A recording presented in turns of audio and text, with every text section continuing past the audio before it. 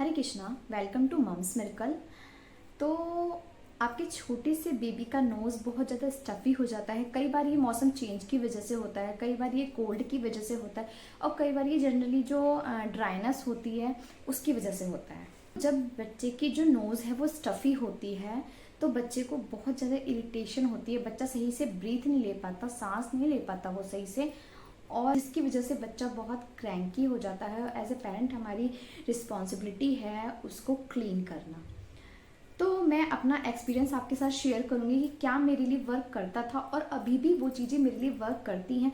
जैसे ही season change होता है, मेरे बच्चे बड़े हैं, अब 5 साल का हो गया है मेरा बेटा, बट अभी भी उसके साथ ये चीज़ें वर्क करती हैं। तो मैं आपसे कुछ टिप्स ऐसे शेयर करूंगी जो बहुत ईजी हैं और घर पे आप आसानी से वो अपने बच्चों के साथ कर सकते हैं। तो सबसे पहले हम, आपने सुना ही होगा नेज़ो क्लियर। ये सलाइन ड्रॉप्स होते हैं। ये बहुत ही मतलब इसमें कोई केमिकल नहीं होता है। ये बहुत इजीली अवेलेबल भी होते हैं और ये वन बेबी को 1 डे से आप इसे यूज़ कर सकते हैं। ये बिल्कुल भी मेडिकेटेड नहीं होते हैं। तो ये बच्चों के आप क्या करेंगे, वो ड्रॉप आप उसके नोज़ में डालेंगे और उससे क्या होता है कि ये जब ये अंदर जाती है तो उसका जो म्यूकस जमा होता है वो थिन होता है और वो बाहर आ जाता है।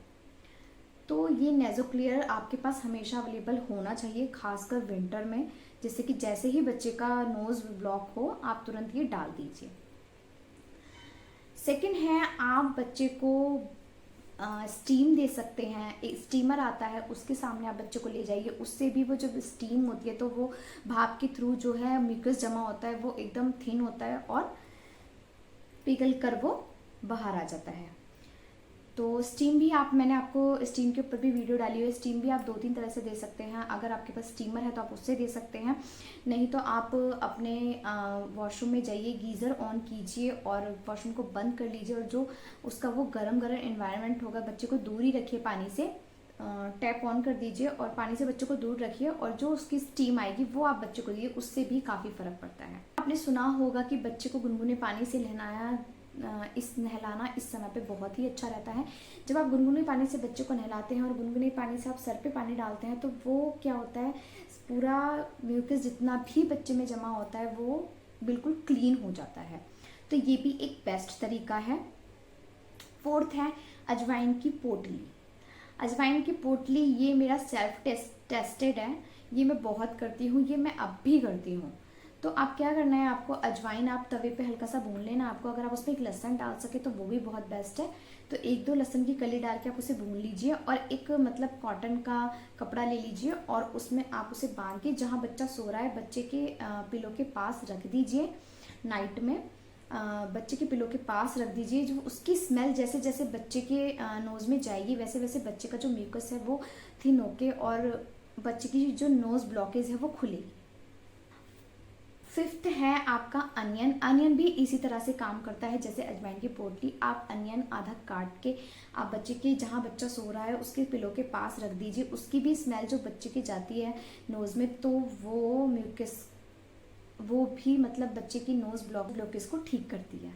कहते हैं यूकेलिप्टस ऑयल। ये डायरेक्टली आपको बच्चे के ऊपर या बच्चों के कपड़ों पे नहीं लगाना है। जहाँ बच्चा सो रहा है उसके पिलो पे 1-2 ड्रॉप आपको लगा देना है। उसकी स्मेल से भी बच्चे का जो ये नोज़ का पूरा कंजेशन है वो पूरा सही हो जाता है। बल्ब सीरीज़, ये मैंने तो कभी ट्राई नहीं किया बट ये आप कर सकते हैं, ये भी बहुत पॉपुलर तरीका है। बल्ब सीरीज़ को आप क्या कर सकते हैं, बच्चे के नोज़ में एक नेज़ल ड्रॉप डालिए और उसके बाद आप बल्ब सीरीज़ से पंप कीजिए तो वो कहते हैं बच्चे की जो जितना भी म्यूकस जमा होता है वो क्लियर हो जाता है और बच्चे की नोज़ एकदम खुल जाती है। इस टाइम पे रोते हैं तो उन्हें रोने दीजिए, क्योंकि कहते हैं कि रोना इस टाइम पे बहुत अच्छा होता है। रोने से बच्चे का जितना भी ये पैसे होते हैं, ये जो म्यूकस जमा होता है पूरी जो बच्चे का वो है मतलब पूरी नोज़ वगैरह सब क्लियर हो जाती है। आपने देखा भी होगा कुछ बच्चों को रोते रोते नोज़ भी निकलती है उनकी, तो ये अच्छा होता है। तो इस टाइम पे बच्चे को थोड़ा सा रुलाइए। बच्चा ब्रेस्ट फीड लेता है तो इस टाइम पे ब्रेस्ट फीड बहुत ही बेस्ट है बच्चे के लिए, क्योंकि अगर बच्चे को किसी वायरल की वजह से कोल्ड है तो वो ब्रेस्ट फीड के जरिए ठीक हो सकता है। लेकिन जब बच्चे की नोज़ ब्लॉक होती है तो उसे जो ब्रेस्ट फीड करना होता है वो थोड़ा मुश्किल होता है। तो आप सबसे पहले क्या करिए, उसके नोज़ में नेज़ो क्लियर डालिए, उसके बाद थोड़ी सी उसकी नोज़ खुलेगी तो वो आराम से दूध पी सकता है। और हो सके तो ऐसे टाइम पे बेबी को वो थोड़ा सा पिलो ऊंचा करके ही सुलाइए, जिससे कि बच्चे आराम से ब्रीथ ले सके, क्योंकि अगर आप बच्चे को स्ट्रेट सुलाते हैं तो बच्चे का जो सारा वो मतलब म्यूकस है वो ऊपर की ओर जाता है, तो वो बच्चे की नोज़ और ब्लॉक होती है। तो आप अगर एक पिलो रख के उसके सर के नीचे सुलाएंगे तो वो काफ़ी बच्चे के लिए बेनिफिट होगा, बच्चे की नोज़ ब्लॉक नहीं होगी, वो आराम से सांस ले सकता है। तो प्लीज़, मौसम चेंज है, वेदर चेंज है, चेंज होने वाला है और भी ज़्यादा, तो आप प्लीज़ अपने बेबी का ध्यान ज़रूर रखिए और उनकी नोज़ स्टफ़ी मत होने दीजिए, पहले ही उसे क्लियर कर लीजिए। और इस टाइम पे प्लीज़ अपने साथ नेज़ोक्लियर सैलिन ड्रॉप ज़रूर रखिए, जिससे कि आप बच्चे की नोज़ को अच्छे से क्लियर कर सकें। तो ये मेरी कुछ जानकारी थी न्यू बॉर्न बेबी के लिए। आपको मेरी जानकारी अच्छी लगी हो तो प्लीज़ लाइक ज़रूर कीजिए एंड ज़्यादा से ज़्यादा शेयर कीजिए। ओके। और हाँ, अभी तक अगर आपने मेरे चैनल को सब्सक्राइब नहीं किया है तो प्लीज़ सब्सक्राइब कीजिए। हरे कृष्णा।